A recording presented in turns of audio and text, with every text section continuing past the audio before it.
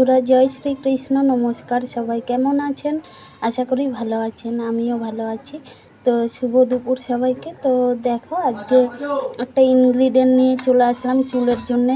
এখনকার দিনে সবারই খুব চুলের সমস্যা হচ্ছে, হেয়ার ফল হচ্ছে, ড্যান্ড্রফ।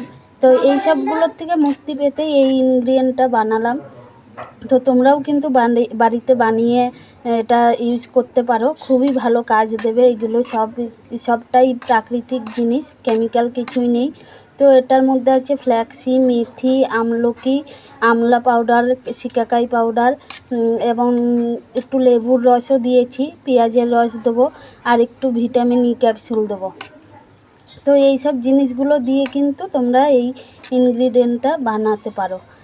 দিয়ে মাথায় দিয়ে আধ ঘন্টা মতন রাখবে, তারপরে ধুয়ে ফেলবে। এই জিনিসটা কিন্তু এরকম অনেকক্ষণ ফোটাতে হবে জিনিসগুলো দিয়ে এরকম জেলি মতন